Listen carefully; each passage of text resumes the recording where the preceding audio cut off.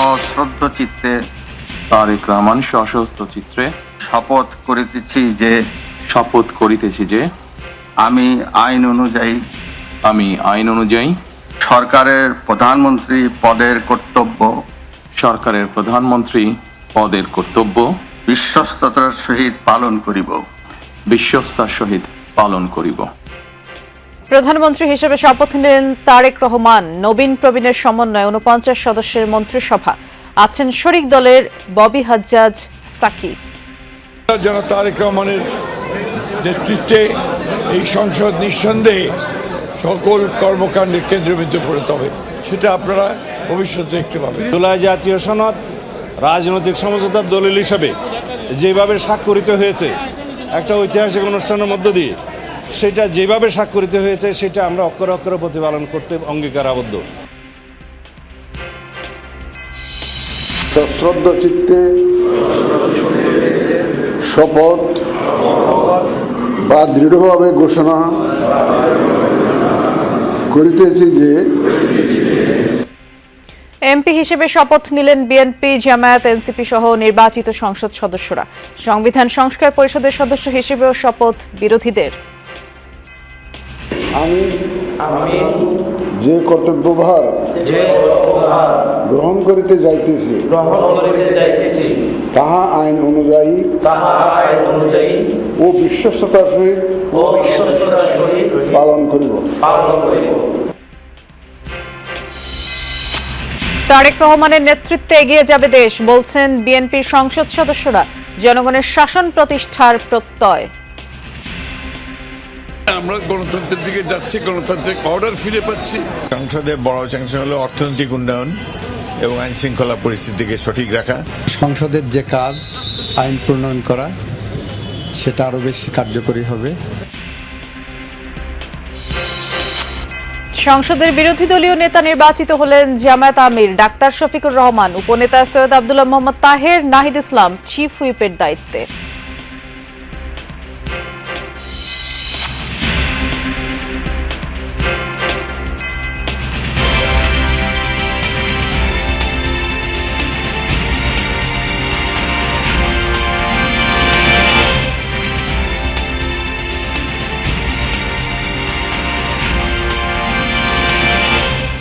আমন্ত্রণ যমুনা নিউজে নুসরাত বৃষ্টির সাথে আছি। শিরোনামগুলো শুনছিলেন। দেশের ১১তম প্রধানমন্ত্রী হিসেবে শপথ নিলেন বিএনপি চেয়ারম্যান তারেক রহমান। জাতীয় সংসদ ভবনের দক্ষিণ প্লাজায় রাষ্ট্রপতি মোহাম্মদ শাহাবুদ্দিন প্রধানমন্ত্রী হিসেবে তারেক রহমানকে শপথ বাক্য পাঠ করান। আর প্রধানমন্ত্রী হিসেবে শপথ বাক্য পাঠ করানোর পর তারেক রহমানকে গোপনীয়তার শপথ পাঠ করান রাষ্ট্রপতি। আর শপথের পর সেখানে স্বাক্ষর করেন প্রধানমন্ত্রী তারেক রহমান। এরপর ২৫ জন মন্ত্রীকে শপথ বাক্য পাঠ করান রাষ্ট্রপতি। শপথের পর স্বাক্ষরের মধ্য দিয়ে এই আনুষ্ঠানিকতা শেষ হয়। এরপরে ২৪ জন প্রতিমন্ত্রীকে শপথ বাক্য পাঠ করান রাষ্ট্রপতি এবং তাদের স্বাক্ষরের মধ্য দিয়ে নতুন সরকারের শপথের সকল আনুষ্ঠানিকতা শেষ হয়। রেওয়াজ অনুযায়ী জাতীয় সঙ্গীত ও কুরআন তিলাওয়াতের মাধ্যমে শপথ অনুষ্ঠান শুরু হয়। পরিচালনা করেন মন্ত্রী পরিষদ সচিব নাসিমুল গনি। আর মন্ত্রিসভার শপথ অনুষ্ঠানে যোগ দিতে তারেক রহমানের সাথে যান তার স্ত্রী জুবাইদা রহমান, কন্যা জায়মা রহমান। অনুষ্ঠানে উপস্থিত ছিলেন প্রধান উপদেষ্টা ডক্টর মোহাম্মদ ইউনুস। এছাড়া দেশি বিদেশি অন্তত ১,০০০ অতিথি এই শপথ অনুষ্ঠানে অংশ নেন। আমি সশ্রদ্ধ চিত্তে তারেক রহমান সশস্ত্র চিত্রে শপথ করিতেছি যে আমি আইন অনুযায়ী সরকারের প্রধানমন্ত্রী পদের কর্তব্য বিশ্বস্ততার সহিত পালন করিব। আমি বাংলাদেশের প্রতি অকৃত্রিম বিশ্বাস ও আনুগত্য পোষণ করিব। আমি সংবিধানের রক্ষণ সমর্থন ও নিরাপত্তা বিধান করিব। সংসদ ভবন এলাকায় সহকর্মী মাহফুজ মিশু আমাদের জন্য অপেক্ষা করছেন। মিশু, এই মন্ত্রিসভার যে শপথ গ্রহণের আনুষ্ঠানিকতা সেটা শুরু হওয়ার আগে থেকেই আপনি সেখানে ছিলেন, যেহেতু শপথ পাঠের আনুষ্ঠানিকতা শেষ, এখন এই মুহূর্তে সেখানে কি চলছে সেটি জানাবেন। এর পাশাপাশি কে কোন মন্ত্রণালয়ের দায়িত্ব পেতে পারেন বলে এখন পর্যন্ত জানতে পেরেছেন সেটিও জানতে চাই। বৃষ্টির শপথ গ্রহণের যে আনুষ্ঠানিকতা সেটি আসলে ছিল সব মিলিয়ে 30 থেকে 31 মিনিটের মতো, এবং সেই 30-31 মিনিটের ভিতরে প্রধানমন্ত্রীর শপথ, মন্ত্রীদের শপথ এবং প্রতিমন্ত্রীদের শপথ, 3 দফায় মোট 6টি শপথের অনুষ্ঠান হয়েছে। এবং তারপরে এখন কিন্তু প্রধানমন্ত্রী তারেক রহমান, তার যে নতুন মন্ত্রিপরিষদ সদস্য, তাদের পরিবারের সদস্যরা রয়েছেন, দলের অন্যান্য সিনিয়র নেতৃবৃন্দ রয়েছেন, বিদেশে আমন্ত্রিত অতিথি রয়েছেন, তাদের জন্য হালকা আপ্যায়নের, বৈকালিক যে আপ্যায়নের ব্যবস্থা সংসদ সচিবালয় এবং জনপ্রশাসন মন্ত্রণালয় অর্থাৎ ক্যাবিনেট ডিভিশনের পক্ষ থেকে করা হয়েছে, সেখানে তিনি যোগ দিচ্ছেন। সেটির পরপরই কিন্তু বিদেশি বেশ কজন অতিথি রয়েছেন, বিশেষ করে ব্রিটেনের একজন ইন্দো প্যাসিফিক মন্ত্রী রয়েছেন, মালদ্বীপের প্রেসিডেন্ট রয়েছেন ভারতের রাজ্যসভা লোকসভার স্পিকার রয়েছেন, পাকিস্তানের পরিকল্পনা মন্ত্রী রয়েছেন, শ্রীলঙ্কার পররাষ্ট্রমন্ত্রী রয়েছেন, নেপালের স্বাস্থ্যমন্ত্রী রয়েছেন। এসব বিদেশি যে সমস্ত তুরস্কের সরকারের প্রতিনিধি রয়েছে, বিভিন্ন দূতাবাসের প্রতিনিধিরা রয়েছে, মার্কিন যুক্তরাষ্ট্র, চীন, রাশিয়া, সব দেশের, ফলে তাদের সঙ্গে তিনি কুশল বিনিময় করছেন, শুভেচ্ছা বিনিময় করছেন, এবং সেই আনুষ্ঠানিকতাগুলো হয়তো খানিকটা চলবে। তারপরে আমরা ধারণা করছি এটি সুস্পষ্ট ঘোষণা নাই, হয়তোবা নতুন মন্ত্রী পরিষদ নিয়ে সংসদ নেতা হিসেবে তারেক রহমানের যে কক্ষটি জাতীয় সংসদে আছে সেখানে হয়তো তিনি নতুন মন্ত্রী পরিষদ নিয়ে এক দফা বসতে পারেন। বৃষ্টি, আপনাকে জানিয়ে রাখা ভালো, শহীদ রাষ্ট্রপতি জিয়াউর রহমান, যিনি রাষ্ট্রপতি জিয়াউর রহমানের পরিবারের তৃতীয় প্রজন্ম বাংলাদেশের সরকার প্রধান হিসাবে দায়িত্ব নিলেন আজকে, এবং তার মধ্য দিয়ে কিন্তু বিএনপিরও তৃতীয় প্রজন্ম রাষ্ট্রীয় ক্ষমতার দায়িত্ব নিলেন, এবং দায়িত্ব নিয়েই তিনি অর্ধশতাধিক প্রায় 49 জনের একটি মন্ত্রিসভা তিনি চূড়ান্ত করেছেন। সেই 49 জনের মধ্যে আপনারা নিশ্চয়ই এরই মধ্যে দপ্তর বন্টন আনুষ্ঠানিকভাবে যদিও হয়নি, তিনি আনুষ্ঠানিকভাবে দপ্তর বন্টন আজই করবেন, কিন্তু আমরা যেমনটা জানতে পেরেছি তাতে স্থানীয় সরকারের সবচেয়ে গুরুত্বপূর্ণ মন্ত্রণালয়, সেখানে দলের মহাসচিব মির্জা ফখরুল ইসলাম আলমগীর, অর্থ পরিকল্পনায় আমির খসরু মাহমুদ চৌধুরী, স্বরাষ্ট্রে দলের স্থায়ী কমিটির সদস্য সালাউদ্দিন আহমেদ, বিদ্যুৎ জ্বালানি ও খনিজ সম্পদের সাবেক, এই মন্ত্রণালয়ের সাবেক প্রতিমন্ত্রীও ছিলেন বটে ইকবাল হাসান মাহমুদ, মুক্তিযুদ্ধ বিষয়ক মন্ত্রণালয়ের দায়িত্বে সাবেক মন্ত্রী হাফিজ উদ্দিন আহমেদ বীর বিক্রম, যিনি ভোলা থেকে, মহিলা ও শিশু বিষয়ক এবং সমাজ কল্যাণ মন্ত্রণালয়ে আবু জাফর মোহাম্মদ জাহিদ হোসেন, পরিবেশ, বন ও জলবায়ু খুবই গুরুত্বপূর্ণ একটি মন্ত্রণালয়, সেটি পেয়েছেন আব্দুল আওয়াল মিন্টু, ধর্ম মন্ত্রণালয়ে কাজী শাহ মোফাজ্জল হোসেন কায়কোবাদ, ভূমি মন্ত্রণালয়ে রাজশাহীর মিজানুর রহমান মিনু, সংস্কৃতি বিষয়ক মন্ত্রণালয়ের মন্ত্রী হিসাবে নিতার রায় চৌধুরী, বাণিজ্য, শিল্প, বস্ত্র, পাটে খন্দকার আব্দুল মুক্তাদির, শ্রম, কর্মসংস্থান এবং প্রবাসী কল্যাণ মন্ত্রণালয়ের মন্ত্রী হিসাবে আরিফুল হক চৌধুরী, এবং মন্ত্রিসভায় পূর্ণ মন্ত্রী হিসাবে নারী আছেন একজন আফরোজা খানম রীতা, তিনি বেসামরিক বিমান পরিবহন মন্ত্রণালয়ের মন্ত্রী। আশা করা হচ্ছে যে পার্বত্য চট্টগ্রাম মন্ত্রণালয়ের দায়িত্ব পাচ্ছেন দীপেন দেওয়ান, প্রাথমিক শিক্ষা এবং শিক্ষা উভয় মন্ত্রণালয়ের দায়িত্বে সাবেক শিক্ষা প্রতিমন্ত্রী আনমা ইহসানুল হক মিলন, স্বাস্থ্য এবং পরিবার কল্যাণ মন্ত্রণালয় পেতে পারেন সর্দার মোহাম্মদ সাখাওয়াত হোসেন, ডাক, টেলিযোগাযোগ এবং তথ্য প্রযুক্তি মন্ত্রণালয় পেতে যাচ্ছেন ফকির মাহবুব আনাম, সড়ক পরিবহন ও সেতু, রেলপথ এবং নৌ পরিবহন, বিশাল 3টি মন্ত্রণালয়ের দায়িত্ব পাচ্ছেন ঢাকার ধানমন্ডি থেকে নির্বাচিত শেখ রবিউল আলম, কৃষি, মৎস্য, প্রাণী সম্পদ এবং খাদ্য, এই 3টি মন্ত্রণালয় সামলাবেন তিনি মোহাম্মদ আমিনুর রশিদ।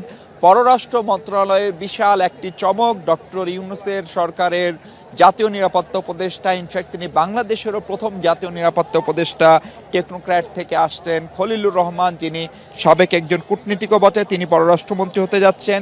সাবেক ছাত্রদল নেতা এবং বিএনপির যুগ্ম মহাসচিব শহীদুদ্দিন চৌধুরী অ্যানি পেতে যাচ্ছেন পানি সম্পদ মন্ত্রণালয়ের দায়িত্ব।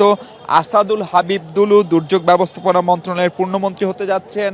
অন্তর্বর্তী সরকারের প্রধান আইন কর্মকর্তা অ্যাটর্নি জেনারেল ছিলেন যিনি বিএনপির সাবেক মানবাধিকার বিষয়ক সম্পাদক বটে মোহাম্মদ আসাদুজ্জামান, তিনি আইন, বিচার এবং সংসদ মন্ত্রণালয়। গৃহায়ন ও গণপূর্তের মতো পূর্ণ একটি বড় মন্ত্রণালয় পাচ্ছেন জাকারিয়া তাহের, এবং তথ্য এবং সম্প্রচার মন্ত্রণালয়ের দায়িত্ব পেতে যাচ্ছেন জহিরুদ্দিন স্বপন। এই 25 মন্ত্রীর বাইরে 24 জন প্রতিমন্ত্রী রয়েছেন যারা এই দপ্তরগুলোতে সংযুক্ত। এর মধ্যে রাশিদুজ্জামান মিল্লাত বেসামরিক বিমান পরিবহন, অনিন্দ ইসলাম অমিত তিনি বিদ্যুৎ জ্বালানি ও খনিজ সম্পদ মন্ত্রণালয়ে, ইকবাল হাসান মাহমুদ টুকুর প্রতিমন্ত্রী, শরীফুল আলম তিনি বাণিজ্য শিল্প বস্ত্র পাটের প্রতিমন্ত্রী, ফরাদ হোসেন আজাদ থাকবেন পানি সম্পদের প্রতিমন্ত্রী, শামা ওবায়েদ বিএনপির সাংগঠনিক সম্পাদক এবং তিনি বিএনপির দীর্ঘদিন বিএনপির রাজনীতির সঙ্গে জড়িত, তিনি পররাষ্ট্র মন্ত্রণালয়ের প্রতিমন্ত্রী হচ্ছেন বলে আমরা জানতে পেরেছি। সুলতান সালাউদ্দিন টুকু স্বেচ্ছাসেবক দলের সাবেক নেতা, তিনি কৃষি মৎস্য প্রাণী সম্পদ ও খাদ্য মন্ত্রণালয়ের প্রতিমন্ত্রী। ব্যারিস্টার কায়সার কামাল বিএনপির শীর্ষ একজন আইনজীবী নেতাও বটে, তিনি ভূমি মন্ত্রণালয়ে মিজানুর রহমান মিনুর ডেপুটি হিসেবে কাজ করবেন প্রতিমন্ত্রী। মীর মোহাম্মদ হেলাল উদ্দিন তিনি পার্বত্য চট্টগ্রাম বিষয়ক মন্ত্রণালয়ের প্রতিমন্ত্রী। হাবিবুর রশিদ হাবিব এবং রাজীব হাসান তারা দুজন মিলে সড়ক পরিবহন ও সেতু, রেলপথ এবং নৌ পরিবহন এই 3 মন্ত্রণালয়ের প্রতিমন্ত্রী হিসেবে থাকবেন। সাবেক ছাত্রনেতা আজিজুল বারী হেলাল জনপ্রশাসন মন্ত্রণালয়ের প্রতিমন্ত্রী হিসেবে দায়িত্ব নেওয়ার কথা আমরা জানি। মীর শাহে আলম স্থানীয় সরকারে থাকবেন প্রতিমন্ত্রী হিসাবে। জোনায়েদ সাকি তিনি থাকছেন অর্থ এবং পরিকল্পনার প্রতিমন্ত্রী। ইশরাক হোসেন মুক্তিযুদ্ধ মন্ত্রণালয়ে থাকছেন মেজর হাফিজের সঙ্গে। ফারজানা শারমিন পুতুল বিএনপির প্রয়াত নেতা ফজলুর রহমান পটলের কন্যা, তিনি নাটোর থেকে নির্বাচিত, থাকছেন মহিলা ও শিশু সমাজ কল্যাণের প্রতিমন্ত্রী। শেখ ফরিদুল ইসলাম থাকছেন পরিবেশ, বন, জলবায়ু, ধর্ম, আইন, বিচার ও সংসদ অনেকগুলো মন্ত্রণালয়ের প্রতিমন্ত্রীর দায়িত্বে। ডাকসুর সাবেক ভিপি নুরুল হক নূর থাকছেন শ্রম, কর্মসংস্থান, প্রবাসী কল্যাণ ও বৈদেশিক কর্মসংস্থান এই মন্ত্রণালয়ের প্রতিমন্ত্রী হিসাবে। ইয়াসির খান চৌধুরী থাকছেন তথ্য ও সম্প্রচার মন্ত্রণালয়ের প্রতিমন্ত্রী হিসাবে। ইকবাল হোসেন দুর্যোগ ব্যবস্থাপনায়, এম এ মুহিত স্বাস্থ্য ও পরিবার কল্যাণে, আহমেদ সোহেল মঞ্জুর গৃহায়ণ ও গণপূর্তে। ঢাকা থেকে নির্বাচিত ববি হাজ্জাজ যিনি ন্যাশনাল ডেমোক্রেটিক মুভমেন্ট এনডিএম এর প্রতিষ্ঠাতাও বটে, তিনি প্রাথমিক ও গণশিক্ষার প্রতিমন্ত্রী অর্থাৎ এহসানুল হক মিলনের ডেপুটি। আলী নেওয়াজ কয়্যম সংস্কৃতি বিষয়ক প্রতিমন্ত্রী এবং ক্যাপ্টেন আমিনুল হক যিনি সাবেক ফুটবলার তিনি টেকনোক্র্যাট কোটায় যুব ও ক্রীড়া প্রতিমন্ত্রী হতে যাচ্ছেন। ফলে এই 49 সদস্যের মন্ত্রিসভা নিয়ে তারেক রহমান যে যাত্রা শুরু করছেন তার অনেকগুলো মন্ত্রণালয় তিনি নিজের হাতে রেখেছেন, তার ভিতরে স্বভাবতই প্রতিরক্ষা মন্ত্রণালয় রয়েছে এবং আমরা যেমনটা ধারণা করছি এখানে যাদের নাম নেই, বিশেষ করে বিএনপির স্থায়ী কমিটির সদস্য ডক্টর খন্দকার মোশাররফ হোসেন, বিএনপির নির্বাচন পরিচালনা কমিটির যিনি প্রধান ছিলেন স্থায়ী কমিটির সদস্য নজরুল ইসলাম খান, নির্বাচন পরিচালনা কমিটির যিনি সদস্য সচিব ছিলেন মাহাদি আমিন, তাদেরকেও কোনো না কোনো ফরম্যাটে প্রধানমন্ত্রীর কার্যালয়ে সংযুক্ত করা হবে উপদেষ্টা বা রাজনৈতিক সচিব হিসাবে। আমরা স্টুডিওতে ফিরছি। বৃষ্টি, আপনারা 1 মিনিটের মধ্যে মঞ্চ থেকে সবাই নেমে যাবেন। বেশ বিস্তারিত করে আপনি আমাদেরকে জানাচ্ছিলেন কে কোন মন্ত্রণালয়ের দায়িত্ব পেতে যাচ্ছে সে সম্পর্কেও ধারণা পেলাম। সহকর্মী মাহফুজ মিশু যোগ দিয়েছিলেন আমাদের সাথে। আন্দোলন সংগ্রামের দীর্ঘদিনের সহযোদ্ধা ও মন্ত্রণালয় চালানোর মতো অভিজ্ঞদের উপরই আস্থা রাখলেন নয়া প্রধানমন্ত্রী তারেক রহমান। বিএনপি মহাসচিব মির্জা ফখরুল ইসলাম আলমগীর, স্থায়ী কমিটির সদস্য ডাক্তার এজেডএম জাহিদ হোসেন, সালাউদ্দিন আহমদের মতো দলের সিনিয়র নেতাদের নিয়েই মন্ত্রিসভা গঠন করলেন। ভিন্ন ভিন্ন পেশাগত পরিচয় আছে তাদের, কিন্তু পুরোদস্তর রাজনীতিবিদও। এমন অভিজ্ঞতা নিয়েই বিএনপি চেয়ারম্যান তারেক রহমানের মন্ত্রিসভা। মির্জা ফখরুল ইসলাম আলমগীর ছাত্র জীবনে বাম ছাত্র সংগঠনের তুখোর ছাত্র নেতা ছিলেন। শিক্ষা জীবনের ইতি টেনে বিসিএস পরীক্ষায় উত্তীর্ণ হয়ে যোগ দেন শিক্ষকতায়। 1948 সালে ঠাকুরগাঁয়ে জন্ম নেওয়া কৃতি রাজনীতিবিদ 1986 সালে ফের যোগ দেন রাজনীতিতে। পৌরসভা নির্বাচনে অংশ নিয়ে চেয়ারম্যান নির্বাচিত হন। পরে বিএনপিতে যোগ দিয়ে ঠাকুরগাঁও জেলার সভাপতি হন। দলের 5ম কাউন্সিলে হন বিএনপির সিনিয়র যুগ্ম মহাসচিব। খন্দকার দেলোয়ার হোসেনের মৃত্যুর পর প্রথমে ভারপ্রাপ্ত মহাসচিব, এরপর প্রায় 1 দশক ধরে সামলাচ্ছেন মহাসচিবের দায়িত্ব। এছাড়া 2001 সালে বিপুল ভোটে সংসদ সদস্য নির্বাচিত হয়ে খালেদা জিয়া সরকারের প্রথমে কৃষি, পরে বিমান ও পর্যটন প্রতিমন্ত্রীর দায়িত্ব সামলান। 2018 সালে সংসদ সদস্য নির্বাচিত হলেও শপথ নেননি তিনি। এবার নির্বাচিত হয়ে বড় দায়িত্ব সামলানোর ভার তার কাঁধে। যদি বিএনপি রাষ্ট্র পরিচালনার দায়িত্বপ্রাপ্ত হয়। ছাত্র নেতা থেকে আমলা, পরে রাজনীতিতে ফেরা আরেক নেতা স্থায়ী কমিটির সদস্য সালাউদ্দিন আহমদ। ঢাকা বিশ্ববিদ্যালয়ের ছাত্রদলের সাবেক এই নেতা আমলা হিসেবে 1991 সালে তৎকালীন প্রধানমন্ত্রী খালেদা জিয়ার এপিএস হিসেবে দায়িত্ব পালন করেন। 1996 সালে সরকারি চাকরি ছেড়ে বিএনপিতে যোগ দিয়ে কক্সবাজার 1 আসন থেকে ষষ্ঠ, সপ্তম, অষ্টম জাতীয় সংসদ নির্বাচনে বিপুল ভোটে জয়লাভ করেন। 2001 সালে দায়িত্ব পান যোগাযোগ প্রতিমন্ত্রীর। বিএনপির যুগ্ম মহাসচিব থাকাকালে শেখ হাসিনা সরকার তাকে গুম করে রাখে। পরে দীর্ঘদিন ভারতে নির্বাসনে থাকার পর শেখ হাসিনা সরকারের পতনের পর দেশে ফিরতে পারেন। বিএনপির প্রভাবশালী স্থায়ী কমিটির এই সদস্য তারেক রহমানের মন্ত্রিসভার গুরুত্বপূর্ণ দায়িত্ব সামলাবেন। আমির খুসরু মাহমুদ চৌধুরী শিক্ষা জীবন শেষ করে যুক্ত হন বাবার ব্যবসায়। বিভিন্ন ব্যবসায়ী সংগঠনের দায়িত্বের পাশাপাশি ছিলেন সোনালী ব্যাংকের দায়িত্বে। বিএনপিতে যোগ দিয়ে খালেদা জিয়া ছেড়ে দেওয়া আসনে 1991 সালের উপনির্বাচনে জয়ী হন। 4 বার সংসদ সদস্য নির্বাচিত হয়ে 2001 সালে বাণিজ্য মন্ত্রী হন। বিএনপির সংকট সংগ্রাম ও পলিসি প্রণয়নে সামনে থেকে নেতৃত্ব দেওয়া এই নেতা এবারও থাকছেন তারেক রহমানের সরকারের বড় দায়িত্বে। 1960 সালে জন্মগ্রহণকারী ডাক্তার AZM জাহিদ হোসেন 1979 সালে ছাত্র রাজনীতিতে সক্রিয় হন। পরে সরকারি চাকরি থেকে ইস্তফা দিয়ে সক্রিয় হন বিএনপিতে। দলের চিকিৎসকদের সংগঠন ড্যাবের মহাসচিবের দায়িত্ব সামলান 4 বার। বেশি আলোচনায় আসেন খালেদা জিয়ার চিকিৎসক হিসেবে। প্রথমবারের মতো সংসদ সদস্য নির্বাচিত হয়ে তাকে মন্ত্রণালয়েরও দায়িত্ব সামলাতে হবে। বিশ্লেষকদের মতে বিএনপি সরকারের মন্ত্রীদের সবচেয়ে বড় চ্যালেঞ্জ হয়ে দাঁড়াবে দক্ষতার সাথে দায়িত্ব সামলানো আর দুর্নীতির রাশ টেনে ধরা। আরিফিন শাকিল, যমুনা নিউজ, ঢাকা। সহকর্মী সাইফুদ্দিন রবিন আমাদের জন্য অপেক্ষা করছেন। দেখি রবিনের কাছে এই মুহূর্তে কি আপডেট আছে। রবিন, কিছুক্ষণ আগে যখন মন্ত্রিসভার যেই শপথ গ্রহণের আনুষ্ঠানিকতা আমরা দর্শকদের দেখাচ্ছিলাম, যেটি দেখলাম যে অনেকেই আছেন নতুন, যারা এর আগে কখনো মন্ত্রী বা প্রতিমন্ত্রী হননি, কিন্তু এবার মন্ত্রিসভায় জায়গা করে নিয়েছেন। এবং আপনি যদি একটু জেনে থাকেন যে কে কোন মন্ত্রণালয়ের দায়িত্ব পেতে পারেন সে সম্পর্কে সহকর্মী মাহফুজ মিশু একটু ধারণা দিচ্ছিল। নতুন কোনো তথ্য যদি আপনি যোগ করতে চান এর সাথে, এছাড়া আর কি জানাবেন দর্শকদের?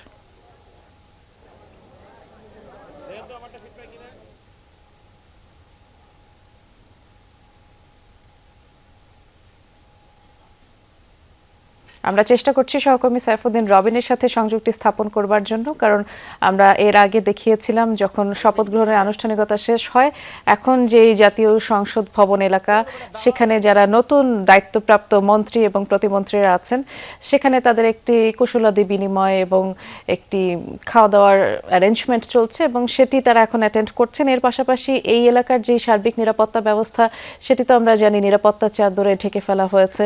প্রথমেই আমরা যেমনটি দেখলাম, টেলিভিশন স্ক্রিনে দেখছেন, আমরা কিছুক্ষণ আগে যখন দেখালাম যে প্রধানমন্ত্রী হিসেবে শপথ নিলেন বিএনপি চেয়ারম্যান তারেক রহমান, রাষ্ট্রপতি মোহাম্মদ শাহাবুদ্দিন তাকে শপথ পড়ান এবং এরপরেই দেখলাম মন্ত্রিসভার সদস্যরাও শপথ পড়েন। আমরা আবার একটু যাই, সহকর্মী সাইফুদ্দিন রবিন অপেক্ষা করছেন। রবিন, ফিরছি আপনার কাছে।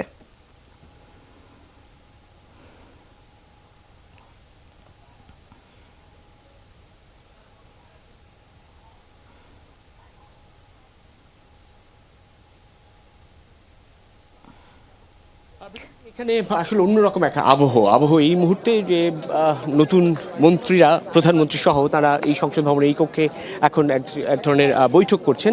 আমি একটু এই নবগঠিত ক্যাবিনেট নিয়ে একটু মন্তব্য জানতে চাইব। আমি যারা এখানে আছেন, আমন্ত্রিত অতিথি থেকে শুরু করে সংসদ সদস্য প্রত্যেকে আসলে এখানে ভিড় করছে। আপনি একটু বলবেন যে নতুন মন্ত্রিসভা আসলে কেমন দেখলেন? ধন্যবাদ। আসলে আমাদের নতুন বাংলাদেশের বিনির্মাণের জন্য যে পরিকল্পনা নিয়ে আসছেন বিএনপি চেয়ারম্যান, সেই অনুযায়ী একটা চমক আছে এখানে। নবীন, প্রবীণ এবং ইয়াং এনার্জেটিক একটা সংমিশ্রণে চমৎকার মন্ত্রিসভা হয়েছে আমি মনে করি। এবং সেই মন্ত্রিসভায় আমার মনে হয় যে ত্যাগ, তিতিক্ষা, দীর্ঘ সংগ্রাম সেগুলো প্রাধান্য পেয়েছে। পাশাপাশি যারা এই নতুন বাংলাদেশ বিনির্মাণে সবচেয়ে বেশি ভূমিকা রাখতে পারবে, যে তরুণ, সেই তরুণ সমাজও এই মন্ত্রিসভায় স্থান পেয়েছে। অনেক ধন্যবাদ। কথা বলছিলেন এরকম পেশাজীবীদের মন্তব্য হচ্ছে যে নতুন আসলে মন্ত্রিসভা গঠিত হয়েছে, সেই মন্ত্রিসভায় বেশ অনেক রকমের চমকই আছে বলা চলে। চমক এই অর্থে যে অনেকে প্রথমবারের মতো মন্ত্রিত্ব গ্রহণ করতে যাচ্ছেন, অনেকে খানিকটা নবীন তুলনামূলক অর্থে এবং তরুণ, সেই তরুণদেরকে প্রাধান্য দিয়ে এই মন্ত্রিসভাটি সাজানো হয়েছে এবং আলোচিত অনেকগুলো নামই বলা চলে আজকের এই মন্ত্রিসভা যারা শপথ গ্রহণ করলেন তাদের মধ্য থেকে নেই।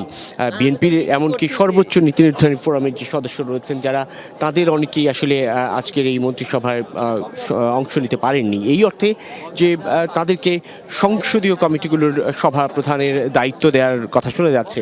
অর্থাৎ সংসদকে কার্যকর করা এবং সংসদের যত রকমের সংসদকে ব্যবহার করা যায় সেই সবের দিকে এক ধরনের প্রাধান্য দেয়া, কেবলমাত্র সরকারকে বা সরকারের গুরুত্বকে সামনে নিয়ে এই ধরনের বিষয়গুলো বা সরকারকে বা মন্ত্রীদের বলয়ের মধ্য দিয়ে বা মন্ত্রীদের নেতৃত্বে সরকার পরিচালিত হবে, ব্যাপারটি এরকম নয়। এর বাইরে সংসদীয় কমিটিগুলোকে আসলে কার্যকর করার উদ্যোগ নেওয়া হচ্ছে। একজন সদ্য নির্বাচিত সংসদ সদস্যের সঙ্গে কথা বলতে চাই। কেমন দেখলেন এই মন্ত্রিসভা? যে মন্ত্রিসভা গঠিত হলেও সেখানে নবীন প্রবীণের এক ধরনের সমন্বয় আছে, দীর্ঘদিন আন্দোলন সংগ্রামে যারা সক্রিয় ছিল তাদেরও এক ধরনের গুরুত্ব দেওয়া হয়েছে। এই মন্ত্রিসভার কাছ থেকে প্রত্যাশা কী থাকবে একজন সংসদ সদস্য হিসেবে? প্রত্যাশা দেশের আমরা দীর্ঘদিন মানুষের কাছে আমরা জনগণের প্রত্যাশা দেশ গড়ার, আমাদের নেতা তারেক রহমানের নেতৃত্বে যে দেশ গড়ার যে মহাপরিকল্পনা আছে সে পরিকল্পনা বাস্তবায়ন করে। দীর্ঘদিন এদেশের মানুষ তাদের অধিকার থেকে বঞ্চিত, উন্নয়ন থেকে বঞ্চিত। এখন আমরা সামনের দিকে এগিয়ে যেতে চাই, অতীতের বিভাজনের রাজনীতি না করে আমরা জনগণের কল্যাণে কাজ করতে চাই। আপনার কি মনে হয় যে খানিকটা নবীন তরুণ অনেকে প্রথমবারের মতো মন্ত্রিত্ব এবং প্রতিমন্ত্রিত্ব গ্রহণ করছেন, সেটা কোনো ধরনের প্রতিবন্ধকতা হবে কিনা তাদের এই মন্ত্রিসভা পরিচালনায়? না, আমি মনে করি না কোনো সমস্যা হবে। এখনকার তরুণরা অনেক মেধাবী। আপনি আমাকে দেখেন, আমি 36 বছর রাজনীতি করি, 17 বছর আপনাদের সামনে রাজপথে সংগ্রাম করেছি। এখন দেশটা গড়তে চাই। এতদিন আমরা রাজপথে সংগ্রামীদের সংগ্রাম কখনো শেষ হয় না, কখনো রাজপথে কখনো দেশ গঠনে। এখন আমরা দেশ গঠনে আত্মনিয়োগ করতে চাই। এদেশের মানুষের অনেক প্রত্যাশা, দেশের মানুষ অনেক পিছিয়ে গেছে। এদেশে দুর্নীতি দুর্বৃত্তায়ন হয়েছে। আমরা স্বচ্ছতা, দুর্নীতি রোধ করে স্বচ্ছতা জবাবদিহিতার মাধ্যমে দেশের মানুষকে এগিয়ে নিতে চাই, দেশটিকে এগিয়ে নিতে চাই। সবার আগে বাংলাদেশ, আমরা বাংলাদেশটির জন্য বা জনগণের কল্যাণে কাজ করতে চাই। অনেক ধন্যবাদ। এই প্রত্যাশার জায়গাটা আসলে বিএনপির নবনির্বাচিত প্রত্যেক সংসদ সদস্যের যেমন, ঠিক তেমনি যারা মন্ত্রিসভায় দায়িত্ব পেয়েছেন তাদেরও। যেমন কথা হচ্ছিল প্রথমবারের মতো যিনি মন্ত্রিত্ব গ্রহণ করতে যাচ্ছেন আরিফুল হক চৌধুরী সিলেটের, তিনি একসময় মেয়র হিসেবে সিলেট সিটি কর্পোরেশন সামলেছেন, এখন তিনি মন্ত্রিত্ব গ্রহণ করে একটা মন্ত্রণালয় সামলাতে যাচ্ছেন। তিনি যেমনটি বলছিলেন যে চ্যালেঞ্জ আসলে পরিবর্তিত সময়ে, পরিবর্তিত পরিস্থিতিতে নানামুখী চ্যালেঞ্জ, সেই চ্যালেঞ্জ বিগত সরকারের রেখে যাওয়া সেই ভঙ্গুর অর্থনীতি, ভঙ্গুর কাঠামোকে পুনর্নির্মাণের চ্যালেঞ্জ যেমনটি আছে, ঠিক তেমনি পরিবর্তিত পরিস্থিতিতে সাধারণের যে আকাঙ্ক্ষা বা চাহিদা তৈরি হয়েছে সেই চাহিদা মেটানোরও এক ধরনের চ্যালেঞ্জ আছে। প্রথমবারের মতো যেমন মন্ত্রিত্ব, সরাসরি মন্ত্রিত্ব গ্রহণ করতে যাচ্ছেন শেখ রবিউল আলম রবি, তার সঙ্গে কথা হচ্ছিল, তিনিও তেমনটি বলছিলেন যে আসলে নতুন পরিবর্তিত পরিস্থিতি, তরুণ শিক্ষার্থীদের যে চাহিদা আকাঙ্ক্ষা সেটাকে বাস্তবায়ন করা, কিংবা জুলাইয়ের অভ্যুত্থানের যেই মানুষের জুলাই অভ্যুত্থানের প্রতি যে আকাঙ্ক্ষা ছিল বা জুলাই অভ্যুত্থান যে কারণে হয়েছে সেই সব বিষয়গুলোকে আমলে নিয়ে তারা তাদের মন্ত্রণালয় পরিচালনা বা সরকার পরিচালনা সেসবে মূল লক্ষ্য রাখবেন। কথা হচ্ছিল ফরজানা শারমিন পুতুলের সঙ্গে, তিনি যেমনটি বলছিলেন নিজের অভিজ্ঞতার কথা, অর্থাৎ তার বাবা প্রয়াত ফজলুর রহমান পটুল্লা একসময় মন্ত্রী হিসেবে দায়িত্ব পালন করেছে, সেই দায়িত্বের অভিজ্ঞতার জায়গা থেকে পরিবারের সদস্য হিসেবে নিজেকে আরও বেশি সৎ হিসেবে তৈরি করে কী করে নিজের শ্রম দিয়ে দেশের কল্যাণে ভূমিকা রাখা যায় সেই সবের কথা তারা তুলে ধরছিলেন। কথা হচ্ছিল মন্ত্রী হিসেবে শপথ নেওয়া আমির খসরু মাহমুদ চৌধুরীর সঙ্গে, তিনি যেমন বাংলাদেশের অর্থনীতির নিয়ে দীর্ঘদিন ধরে কাজ করছিলেন, ভঙ্গুর অর্থনীতি কিংবা আওয়ামী অর্থনীতি বলে একটি শব্দ তিনি চালু করেছেন। তিনি বলেছেন এই অর্থনীতিকে গণতন্ত্রায়ন করতে হবে, সকল শ্রেণী পেশার মানুষের জন্য অর্থনীতিকে উন্মুক্ত করে দেওয়ার কথা বলেছেন এবং সেই সঙ্গে বিভিন্ন খাতে যেইভাবে লুটপাট হয়েছে, যেভাবে দুর্নীতি হয়েছে সেই সব থেকে কি করে একটি সুশাসন নিশ্চিতের মধ্য দিয়ে অর্থনীতি পুনরুদ্ধার করা যায় সেই সব বিষয়কে গুরুত্ব দেওয়ার কথা বলেছেন। আব্দুল আউয়াল মিন্টু তিনিও একই রকম বক্তব্য, অর্থাৎ অর্থনীতিকে পুনরুদ্ধার করে বাণিজ্য সম্প্রসারণের কথা, সেই সব বিষয়কে গুরুত্ব দিচ্ছেন নতুন মন্ত্রীরা। এবং যুগপৎ আন্দোলনে দীর্ঘদিন থাকা বিএনপির সঙ্গে যারা যারা ছিলেন, বিশেষ করে মন্ত্রী হিসেবে শপথ নেওয়া ববি হাজ্জাজ, প্রতিমন্ত্রী হিসেবে শপথ নিয়েছেন তিনি, শপথ নিয়েছেন গণসংহতি আন্দোলনের প্রধান সমন্বয়কারী জোনায়েদ সাকি এবং গণ অধিকার পরিষদের সভাপতি নুরুল হক নূর। তারা যেমনটি বলছেন যে বিএনপি নির্বাচন পূর্ব সময়ে কিংবা দীর্ঘদিন আন্দোলন সংগ্রামে যে কমিটমেন্টটি রেখেছিল জাতীয় সরকার গঠনে, অর্থাৎ দীর্ঘদিন যারা রাজপথে ছিল তাদের নিয়ে সরকার গঠনে, সেই কমিটমেন্টের জায়গাটাই এই নির্বাচন ত্রয়োদশ জাতীয় সংসদ নির্বাচনের পূর্বেও ছিল এবং সেটি এক ধরনের বাস্তবে রূপ নিল আজকের এই মন্ত্রিসভায়, সম্মিলিত মন্ত্রিসভায় শপথ গ্রহণের মধ্য দিয়ে। মোটামুটি প্রধানমন্ত্রী সহ 50 জনের মন্ত্রিসভা, তবে এই মন্ত্রিপরিষদ আরও বিস্তৃত হতে পারে, আরও সম্প্রসারিত হতে পারে, সেটি সময়ে গেলেই আসলে স্পষ্ট হবে সাধারণের সামনে। তবে এখন পর্যন্ত আন্তরিকভাবে দেশ গঠনের নতুন বাস্তবতার পরিপ্রেক্ষিতে বিএনপি সরকার পরিচালনা করবে বা মন্ত্রীরা দায়িত্ব পালন করবে এমন প্রত্যাশা করছেন সকলে। শুনছিলাম আপনার মাধ্যমে সেই প্রত্যাশার কথাই শুনছিলাম, দর্শকদেরও জানাচ্ছিলাম। অনেক ধন্যবাদ রবিন। অর্পিত দায়িত্ব পালনের অঙ্গীকার করে শপথ নিয়েছেন নবনির্বাচিত বিএনপি, জামায়াত, এনসিপি ও স্বতন্ত্র সংসদ সদস্যরা। তবে সংবিধান সংস্কার পরিষদের সদস্য হিসেবে বিএনপি ও তাদের মিত্রদল এবং বিদ্রোহী স্বতন্ত্র এমপিরা শপথ নেননি। অবশ্য দুটি শপথই নিয়েছেন জামায়াত নেতৃত্বাধীন 11 দলীয় জোটের নির্বাচিত সদস্যরা। জুলাই যোদ্ধাদের দল এনসিপি প্রথমে শপথ নিতে গড়িমসি করলেও পরে আবার আলাদাভাবে দুটি শপথই নেন তারা। নতুন নির্বাচিত এমপিরা জানান, সব দলের অংশগ্রহণে এবারের সংসদ হবে প্রাণবন্ত, জবাবদিহিতামূলক। নতুন বাংলাদেশের নতুন সংসদ শপথ নিতে নির্ধারিত সময়ের আগেই আসতে শুরু করেন ত্রয়োদশ জাতীয় সংসদের নবনির্বাচিত সংসদ সদস্যরা।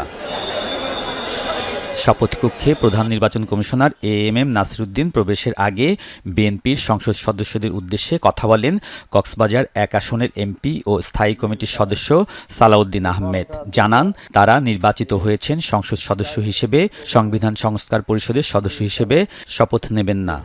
নীল কালার যে ফর্মটা আছে এটা সংবিধান সংস্কার পরিষদ সদস্যদের শপথ ফর্ম। আমরা কেউ সংবিধান সংস্কার পরিষদের সদস্য হিসেবে নির্বাচিত হইনি এবং সংবিধানে এটা এখনো ধারণ করা হয়নি।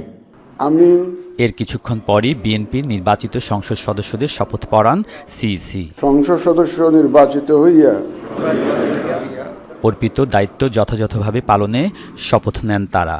আইন অনুযায়ী পরে স্বাক্ষর করেন নির্ধারিত ফর্মে।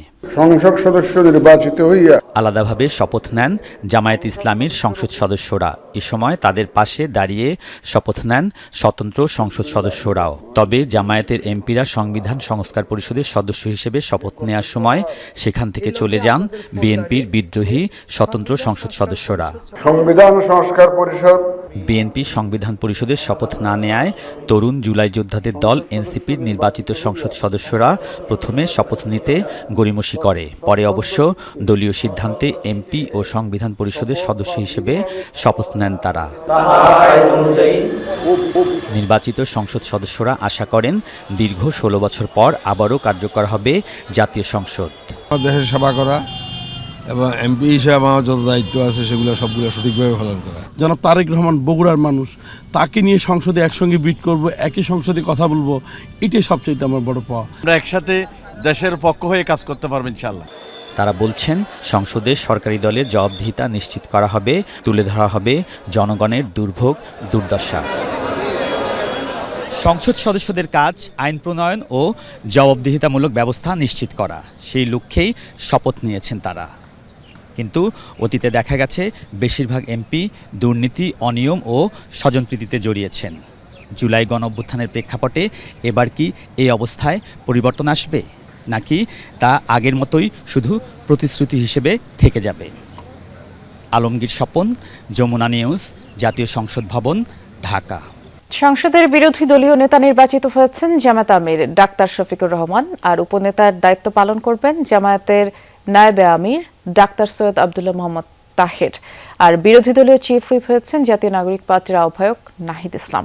সংসদ সদস্যের শপথ নেওয়ার পর সংসদীয় বোর্ড সভায় সর্বসম্মতিক্রমে এই সিদ্ধান্ত নিয়েছেন বিরোধী দলীয় সংসদ সদস্যরা। এ সময় সংবিধান সংস্কার পরিষদে সরকার দলীয় সাংসদদের শপথ না নেওয়ার সমালোচনা করেন বিরোধী দলীয় সংসদ সদস্যরা। শপথের আনুষ্ঠানিকতা শেষে সংসদে বিরোধী দলীয় সভাকক্ষে বৈঠকে বসে জামায়াত সহ 11 দলীয় জোটের সংসদ সদস্যরা। লম্বা সময় ধরে চলে এই বৈঠক। সিদ্ধান্ত হয় সংসদে বিরোধী দলীয় নেতা হচ্ছেন জামায়াত আমির শফিকুর রহমান, উপনেতা ডাক্তার সৈয়দ আব্দুল্লাহ মোহাম্মদ তাহের। বৈঠক শেষে গণমাধ্যমকে বিরোধী দলীয় নেতা জানান, সংস্কারের পক্ষে গণভোটের রায়কে সম্মান করে জুলাইকে সম্মান করেছে জামায়াত। শপথ না নিয়ে সরকারি দল জুলাইকে উপেক্ষা করেছে বলে অভিযোগ তার। আমরা আজকে হয়তো শপথ নিতে ভিন্ন চিন্তা করতে পারতাম, কারণ জুলাইয়ের আকাঙ্ক্ষা এবং গণভোটের রায় এই দুইটার প্রতি সম্মান দেখানো রাজনৈতিক দল হিসাবে আমাদের পবিত্র দায়িত্ব আমরা গণ্য করেছি। দেশ এবং জনগণের ভালোর জন্য সরকারও যদি কোনো উদ্যোগ নেয় আমাদের সমর্থন তারা পাবেন, কিন্তু যদি আমরা দেশ এবং জনগণের স্বার্থের বিপক্ষে কিছু দেখি তাহলে আমরা জনগণের হয়ে এই জনস্বার্থ বিরোধী কাজের বিরুদ্ধে আমরা লড়াই করব, আমরা প্রতিরোধ গড়ে তুলব ইনশাআল্লাহ। সংসদে বিরোধী দলীয় চিফ হুইপ নাহিদ ইসলাম বলেন, সরকার গঠনের প্রথম দিনই প্রতিশ্রুতি ভঙ্গ করেছে বিএনপি। এর মধ্য দিয়ে আইনি এবং সাংবিধানিক যে জটিলতা তৈরি হবে তা দ্রুত নিরসনের দাবি করেন তিনি। আরও বলেন, ইলেকশন ইঞ্জিনিয়ারিং এর যে অভিযোগ করা হচ্ছিল তা প্রমাণিত হয়েছে অন্তর্বর্তী সরকারের উপদেষ্টা খলিলুর রহমানকে মন্ত্রী করার মধ্য দিয়ে। আমরা আহ্বান করব যে তারা দ্রুত সময়ের মধ্যে শপথ পাঠ করে এই সংকটের নিরসন করবে এবং জনগণের প্রতি কাছে যে আমাদের সকলের প্রতিশ্রুতি ছিল সংস্কারের পক্ষে, সেই প্রতিশ্রুতির পক্ষে কাজ করবে। খলিলুর রহমান উনি যদি এই বিএনপির সরকারে মন্ত্রী হন বা সরকারের অংশ হন, তাহলে কিন্তু এটা প্রশ্ন উঠবে যে আগের অন্তর্বর্তী সরকারে উনি তাহলে ওই রাজনৈতিক দলের পক্ষ হয়ে কাজ করেছেন। এবং নির্বাচনে যে ইঞ্জিনিয়ারিং এর কথা আমরা বলতেছি, আমরা যেটা দেখলাম যে কারচুপি হলো, ফলাফলে কারচুপি হলো এবং অনেকগুলো আসন হারিয়ে দেওয়া হলো আমাদেরকে, এবং পরিকল্পনা করে 2/3 আসন সরকারি দল নিয়ে নিল। এই সংবিধান সংস্কার যাতে না হয়, এই জটিলতা, এটা কিন্তু পুরাটা একটা ইঞ্জিনিয়ারিং আজকে আমরা দেখতে পাচ্ছি। বিরোধী দলীয় নেতা জানান, দেশ ও দেশের স্বার্থের বিরুদ্ধে কোনো কিছু দেখলে দেশের জনগণকে সাথে নিয়ে প্রতিবাদ আর প্রতিরোধ করবে এই বিরোধী দল। বিভিন্ন জায়গায় হামলা ভাঙচুর বন্ধে সরকারকে পদক্ষেপ নেয়ার আহ্বানও জানান তিনি। আখলাকুস সাফা, যমুনা নিউজ, ঢাকা। ত্রয়োদশ সংসদ হবে সৌহার্দ্যের, যেখানে থাকবে যৌক্তিক সমালোচনা, বিতর্ক, কিন্তু দেশের স্বার্থে সবাই একসাথেই কাজ করবেন এমন প্রতিশ্রুতি সংসদের তরুণ প্রতিনিধিদের। জানান, তরুণ প্রজন্মের মনস্তত্ত্ব চাহিদা অনুযায়ী পরিকল্পনা সাজানো হবে। কর্মসংস্থান সৃষ্টি, প্রযুক্তির দক্ষতা উন্নয়নে বিশেষ উদ্যোগ নেওয়ার পাশাপাশি দুর্নীতি ও মাদকের বিরুদ্ধে কঠোর অবস্থানের কথাও জানান নতুন এমপিরা। প্রবীণ নবীনের মিশেলে ত্রয়োদশ জাতীয় সংসদ। প্রবীণ রাজনীতিবিদদের অভিজ্ঞতার পাশাপাশি এবার নবীনরাও নীতি নির্ধারণ ও আইন প্রণয়নে সক্রিয় ভূমিকা রাখবেন, যা নতুন প্রজন্মের ভাবনা ও সময়োপযোগী দৃষ্টিভঙ্গির প্রতিফলন ঘটাবে। তরুণ জনপ্রতিনিধিদের শপথের মধ্য দিয়ে নতুন প্রত্যাশার সূচনা। জানান, কেবল প্রশাসনিক কাঠামো নয়, তরুণদের ভাবনা, স্বপ্ন ও বাস্তব সংকট অনুধাবন এবং দক্ষতার উন্নয়নে বিশেষ পরিকল্পনা আর নীতি নির্ধারণ করা হবে। গুরুত্ব দেওয়া হবে প্রযুক্তির সর্বোত্তম ব্যবহার ও ডিজিটাল উন্নয়ন। তারেক রহমান সাহেবের যে জেস্টার দেখা গিয়েছে গতকালকে, যেভাবে উনি শফিক সাহেবের বাসায় গিয়েছেন, নাহিদ সাহেবের বাসায় গিয়েছেন, আমি মনে করি এটা একটা ওয়ান্ডারফুল জেস্টার। সো এখান থেকে আমি শিওর যে আমাদের সবার মধ্যেই এই রিফ্লেকশন হবে। সবচেয়ে বড় জিনিসটাই হচ্ছে কি এমপ্লয়মেন্ট। আমাদের বর্তমানে যে তরুণরা আছে তারা গ্র্যাজুয়েট করতে পারছে, কিন্তু গ্র্যাজুয়েট করার পরে চাকরি পাচ্ছে না। তাদের চাকরির ব্যবস্থাটাই আমাদের জন্য সবচেয়ে বড় একটা কাজ হয়ে দাঁড়াচ্ছে। প্রত্যাশাগুলো আমরা জনগণকে দিয়েছি, সেই প্রত্যাশা পূরণই আমাদের দায়িত্ব। সো যেই জায়গায় যাই, যেই জায়গায় থাকি, ওই প্রত্যাশা পূরণই আমরা কাজ করব। দোয়া করবেন যাতে দেশবাসী যে দায়িত্ব আমাদেরকে দিয়েছে সেই দায়িত্ব আমরা পালন করতে পারি। আমার বিশ্বাস জনাব তারেক রহমান অবিলম্বে এই সংকট দূর করে জুলাই সনদ বাস্তবায়ন করবেন। মাদক দুর্নীতির বিরুদ্ধে কঠোর অবস্থানের কথাও তুলে ধরেন নয়া এমপিরা।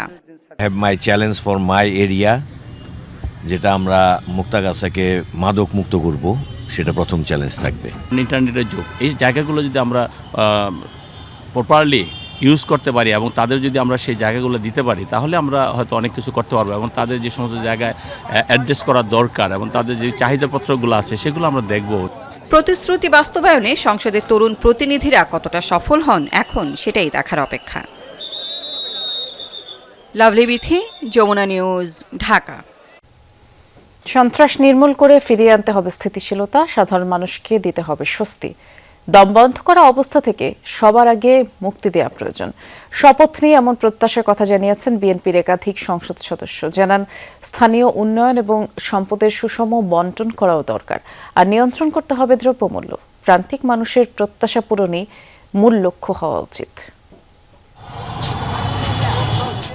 সকাল ৯টার পর থেকেই একে একে সংসদে প্রবেশ করতে থাকে বিএনপির সকল নির্বাচিত সংসদ সদস্য।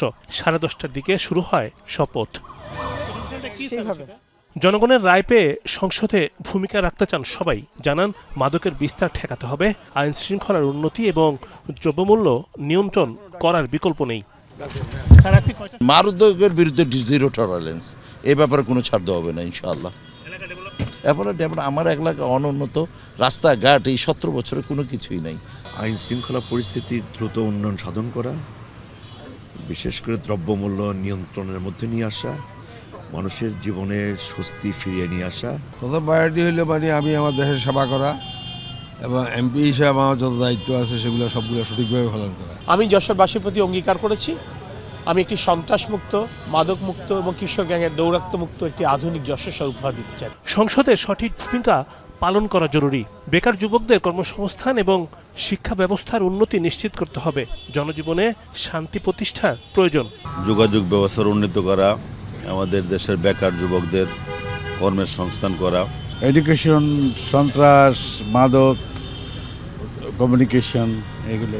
সন্ত্রাস দমন, ডেভেলপমেন্ট, চাঁদাবাজ, এগুলো আমরা দমন করব। আইন শৃঙ্খলা সহ দেশের অর্থনীতি সহ একটা স্টেবল সরকার যেটা বলা হয়। ফার্স্ট প্রায়োরিটি হলো আইনের শাসন বাস্তবায়ন করা, শান্তি প্রতিষ্ঠা করা এবং মানবিক বাংলাদেশ গঠন করা। মানবিক বাংলাদেশ প্রতিষ্ঠার স্বপ্নও দেখছেন কেউ কেউ। প্রত্যাশায় আছে শান্তি, সাম্য এবং বিনয়ের বাংলাদেশ। শ্রমজীবী মেহনতি মানুষের ভাগ্যের পরিবর্তন করতে চান সবাই। গঠন হচ্ছে আইনসভার কাজ হচ্ছে সরকারকে ওয়াচে রাখা যে সরকার সঠিকভাবে ফাংশন করছে কিনা। শাসন বিভাগ তারা যত যথাযথভাবে ফাংশন করে সে ব্যাপারে আমাদের ওয়াচিং থাকবে। প্রত্যাশা করছে একটা ভালো একটা সংসদ এবং নিরপেক্ষ নির্বাচনের মাধ্যমে সংসদের অগ্রযাত্রা ভালো হবে এবং ইনশাআল্লাহ আমরা কাজ করতে পারব। চিকিৎসা ব্যবস্থায় সার্বজনীনতা এবং সাশ্রয়ী অথবা বিনামূল্যে সর্বোচ্চ মানের সেবা পেতে হবে। শান্তি, সাম্য এবং বিনয়ের বাংলাদেশ গড়তে চাই। অহিংস একটা বাংলাদেশ গড়ার জন্য আমাদের প্রিয় নেতা জনাব তারেক রহমান ইতিমধ্যে দেখেছেন। সংসদ সদস্যরা দলীয় ইশতেহার পরিপালন এবং স্থানীয় সমস্যা সমাধানে গুরুত্ব দেবার প্রতিশ্রুতি দেন। জনগণের যে প্রত্যাশা, সেই প্রত্যাশা পূরণ করেই আগামী সরকার। রিমন রহমান, যমুনা নিউজ, ঢাকা। সংসদকে প্রাণবন্ত ও শক্তিশালী করতে সর্বোচ্চ চেষ্টার প্রতিশ্রুতি দিয়েছেন জামায়াত ইসলামীর নির্বাচিত এমপিরা। শপথের আনুষ্ঠানিকতা শেষ করার আগে তারা সংসদকে কার্যকর ও সরকারের জবাবদিহিতা নিশ্চিতে ভূমিকা রাখার অঙ্গীকার করেন। পাশাপাশি মানুষের কল্যাণে কাজ করার প্রত্যয় জানান বিরোধী দলীয় সংসদ সদস্যরা। ত্রয়োদশ জাতীয় সংসদের নির্বাচিত প্রতিনিধিদের শপথ গ্রহণ উপলক্ষে পুরো সংসদ ভবন এলাকায় উৎসব মুখর পরিবেশ। অন্যান্য দলের মতো জামাতে ইসলামীর নেতাকর্মী ও সমর্থকরাও ভিড় করেন। তারা বলেন, নতুন বাংলাদেশের যে স্বপ্ন জামাত নেতারা দেখিয়েছেন তা বাস্তবায়নে বিরোধী দল হিসেবে ভূমিকা পালন করবে জামাত। সন্ত্রাসী, লুটপাট এগুলো হবে না। যার যার অধিকার, সে অধিকারগুলো সবাই সমাহারে তারা পাবে, এটাই হচ্ছে আমাদের প্রত্যাশা। এলাকায় যত সব দুর্নীতি আছে সেগুলোই হবে আমাদের প্রথম উদ্দেশ্য, সেগুলা বন্ধ করতে হবে। ভালো একজন বিরোধী দল হয়ে আমরা সংসদে প্রতিনিধিত্ব করব। আশা করা যায় বিরোধী দল হিসেবে যতটা ভূমিকা রাখা দরকার, ভূমিকা রেখে ইশতেহার মোতাবেকই আমরা চেষ্টা করি ইনশাল্লাহ, এবং করা সম্ভব হবে। সংসদের বিরোধী দল হিসেবে বেলা 12টায় শপথ গ্রহণের জন্য সংসদ ভবনে আসেন জামাত থেকে নির্বাচিত প্রার্থীরা। আমি বাংলাদেশের প্রতি অকৃত্রিম বিশ্বাস ও আনুগত্য পোষণ করিব। ভেতরে প্রবেশের আগে জামাত থেকে নির্বাচিত এমপিরা বলেন, দীর্ঘ আন্দোলন সংগ্রামের মধ্য দিয়ে বাংলাদেশ গণতান্ত্রিক যাত্রা শুরু করছে। নতুন বাংলাদেশ গড়তে জামাত সরকারি দলের ভুল ত্রুটি ধরিয়ে দিয়ে গঠনমূলক সমালোচনা করবে। একটা নতুন বাংলাদেশ পাবো ইনশাআল্লাহ আজকে শপথ গ্রহণ অনুষ্ঠানের মাধ্যমে। ফ্যাসিবাদ মুক্ত যে বাংলাদেশ আমরা গড়তে চেয়েছি। আমার এলাকার সকল দল, সকল ধর্ম, সকল শ্রেণী পেশার মানুষকে সঙ্গে নিয়ে ঐক্যবদ্ধভাবে বাংলাদেশ গড়তে চাই। আমরা নতুন বাংলাদেশ গড়তে চাই, যে বাংলাদেশের আগামী রাজনীতিতে কোনো দাঙ্গা সন্ত্রাস হবে না, সুন্দর একটি বাংলাদেশ আমরা চাই। আমরা তরুণদের নিয়ে, যুবকদের নিয়ে একটি মানবিক বাংলাদেশ গড়তে চাই। আমার বিশ্বাস জনাব তারেক রহমান অবিলম্বে এই সংকট দূর করে জুলাই সনদ বাস্তবায়ন করবেন। দলের নায়েবে আমির ডাক্তার আব্দুল্লাহ মোহাম্মদ তাহের বলেন, নবযাত্রায় গুরুত্বপূর্ণ ভূমিকা রাখতে সচেষ্ট থাকবে দল। তবে বিএনপি সংবিধান সংস্কার পরিষদের শপথ না নেয়ায় হতাশ 11 দলীয় জোট। নতুন দেশ গঠনের শপথ নেব, কিন্তু শপথ নেই, এতে আমরা হতাশ। চ্যালেঞ্জ তো বটেই, যেহেতু বিএনপি সংস্কার পরিষদে সাইন করে নাই। দুর্নীতি ও বৈষম্যহীন দেশ গড়তে 11 দলীয় জোট সংসদে সোচ্চার থাকবে বলে জানান জামাত থেকে নির্বাচিত জনপ্রতিনিধিরা। জাতীয় সংসদ নির্বাচনের ইতিহাসে এবারই প্রথম সর্বোচ্চ আসনে জয়ী হয়ে বিরোধী দলের আসনে জামাতে ইসলামী। দলটির নির্বাচিত সংসদ সদস্যরা বলছেন, নির্বাচনী প্রচারণায় দেওয়া প্রতিশ্রুতি অনুযায়ী দেশ গঠনে কাজ করবেন তারা। একই সাথে সংসদে শক্তিশালী বিরোধী দল হিসাবে ভূমিকা পালন করবেন, এমনটাই বলছেন নির্বাচিত সংসদ সদস্যরা। শামীম রেজা, যমুনা নিউজ, জাতীয় সংসদ ভবন, ঢাকা। শপথ নিলেন নবনির্বাচিত সংসদ সদস্যরা। উন্মোচিত হলো বাংলাদেশের এক নতুন সম্ভাবনার দুয়ার। তবে 2001 সালের পর থেকে গত 25 বছরের ইতিহাসে সংসদে এবার সবচেয়ে কম নারীদের উপস্থিতি। এ নিয়ে শুরু থেকেই নানান প্রশ্ন আর সমালোচনা ছিল। নির্বাচিত নারী এমপিরা বললেন, সংসদে নারীদের উপস্থিতি বাড়াতে তারা কাজ করবেন। আর স্বতন্ত্র প্রার্থীরাও বলছেন, দেশকে ঢেলে সাজাতে প্রাণপণ কাজ করতে তারা প্রস্তুত। দীর্ঘ এক পথ পেরিয়ে অবশেষে সেই ঐতিহাসিক মুহূর্তের দোরগোড়ায় বাংলাদেশ। সকালে শপথ নিয়েছেন নবনির্বাচিত সংসদ সদস্যরা। শপথ নিলেন লাল সবুজের মানচিত্রটিকে নতুন করে সাজানোর। সংসদ সদস্য নির্বাচিত হইয়া গত 25 বছরের ইতিহাসে এবারই সবচেয়ে কম সংখ্যক নির্বাচিত নারী এমপি যাচ্ছেন সংসদে। ঐক্যমত্য কমিশনের সঙ্গে আলোচনায় রাজনৈতিক দলগুলো 5% নারীদের মনোনয়ন দিতে একমত হলেও কথা রাখেনি কেউই। 11 দলীয় জোট থেকে মনোনয়ন দেয়া হয়নি কোনো নারীকেই। অন্যদিকে বিএনপি থেকে মনোনয়ন দেয়া হয়েছিল মাত্র 10 জনকে। এর মধ্যে নির্বাচিত হয়েছেন 6 জন, আর স্বতন্ত্র থেকে জয়ী হয়েছেন 1 জন নারী। সংসদে নারীদের এত কম উপস্থিতি নিয়েও কাজ করার আগ্রহ প্রকাশ করেছেন কোনো নারী এমপি। দোয়া করবেন যাতে দেশবাসী যে দায়িত্ব আমাদেরকে দিয়েছে সেই দায়িত্ব আমরা পালন করতে পারি। অন্যদিকে একমাত্র স্বতন্ত্র নারী এমপিও কষছেন আগামী 5 বছরের পরিকল্পনার ছক। একজন স্বতন্ত্র প্রার্থী একটা দলের জোয়ারের বিপক্ষে দাঁড়িয়ে ভোট করা ডেফিনেটলি এটা কঠিন ছিল সাধারণ মানুষের পক্ষে, এবং বিশেষ করে আমার নির্বাচনী এলাকা সরাইল, আশুগঞ্জ এবং বিজয়নগরের একাংশ অত্যন্ত অবহেলিত, পিছিয়ে পড়া এবং প্রান্তিক মানুষ সেখানে বাস করেন। তাদের ভাগ্য এবং জীবন মান উন্নয়নে আমি সর্বাত্মকভাবে কাজ করব। ত্রয়োদশ জাতীয় সংসদ নির্বাচনে 50টি সংরক্ষিত আসন সহ এবার মোট নারী সংসদ সদস্য থাকবেন 57 জন।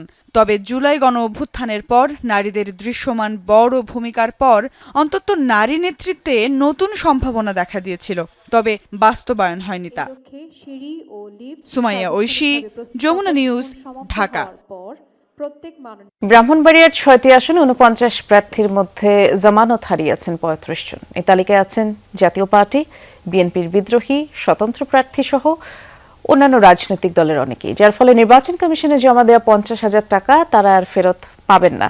ভোটের মাঠে অপরিচিত মুখ এসব প্রার্থীদের জামানত হারানো অস্বাভাবিক নয় বলছেন সচেতন নাগরিকরা। ত্রয়োদশ জাতীয় সংসদ নির্বাচনে ব্রাহ্মণবাড়িয়ার 6টি আসনে লড়াই করা প্রার্থীদের অর্ধেকের বেশি জামানত হারিয়েছেন।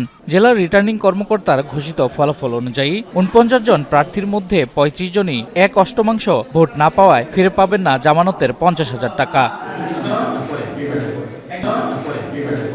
ব্রাহ্মণবাড়িয়া 1 আসনে 8 জনের মধ্যে 5 জন, 2 আসনে 9 জনের মধ্যে 7 জন, 3 আসনে 7 জনের মধ্যে 5 জন, 4 আসনে 7 জনের মধ্যে 5 জন, 5 আসনে 8 জনের মধ্যে 5 জন এবং 6 আসনে 10 জনের মধ্যে 8 জন প্রার্থী হারিয়েছেন জামানত। এই তালিকায় রয়েছে জাতীয় পার্টি, বিএনপির বিদ্রোহী প্রার্থী সহ বিভিন্ন রাজনৈতিক দলের প্রার্থীরা। ভোটাররা বলছেন অধিকাংশ প্রার্থীকেই চেনেন না তারা, শুধু নির্বাচনের সময় দেখা মেলে তাদের। ফলে জনবিচ্ছিন্ন এসব প্রার্থী ভোটারদের আস্থা অর্জনে ব্যর্থ হয়েছেন। বেশিরভাগই পলিটিক্যাল ম্যান না, জনগণের সুখ দুঃখ বুঝার মতন এই চিন্তা ভাবনা নিয়ে তারা নির্বাচনটা করে নাই। হুচ্চুকের উপরই তারা আবেগে নির্বাচনটা করে ফেলছে। আপনি দাঁড়াইছেন, আপনি আইবেন, আপনি বুঝাইবেন। একটা বুট নিতে গেলে একজন লোক করে বুঝান লাগে। ওদের কাজ হচ্ছে এলাকার ভাড়াটিয়া, মানে ঈদ হইলে আসে, নির্বাচনটা হয়েছে ওদের কাছে ঈদের মতো, ঈদ হইলে এলাকায় আসে বা জনগণের সাথে মুলাকাত করে, এইটুকুই ওদের কাজ। অনেকেরই এখানে আমরা নামতে কি যে নির্বাচন করে আসলে তাকে চেনার জন্য, সে আসলেই জানে সে ফেল। এমপি দাঁড়ানোতে তার যে একটা নাম, আমি এমপি পদপ্রার্থী হয়েছি, গণতান্ত্রিক অধিকার আছে তার দাঁড়ানোর। সুশাসনের জন্য নাগরিক সুজন বলছে, বড় দলের প্রতীকের সাথে লড়াই করে টিকে থাকতে পারছেন না ছোট দল ও স্বতন্ত্র প্রার্থীরা। আমি যদি মানুষের কাছে না পৌঁছাতে পারি তাহলে মানুষ আমাকে কেন গ্রহণ করবে বা কেন আমাকে সমর্থন করবে? দেখা যায় যে অধিকাংশ সময় মানুষের কাছে পৌঁছাইতে পারলে তখনই আসলে স্বতন্ত্র বলেন আর ছোট দল বলেন, তখন তারা নির্বাচিত হয়ে আসতে পারে। ব্রাহ্মণবাড়িয়ার 6টি আসনের এমন অনেক প্রার্থী লড়াই করেছেন যাদের চেনেন না ভোটাররাও। তাই ভোটের মাঠে লড়াইয়ে প্রতিদ্বন্দ্বিতা গড়ে তুলতে না পারা এমন প্রার্থীদের জামানত হারানো স্বাভাবিক হিসেবেই দেখছেন তারা। শামস তাবরিদ উচ্ছ্বাস, যমুনা নিউজ। এ ছিল যমুনা নিউজের এখনকার আয়োজনে। সাথে থাকার জন্য ধন্যবাদ।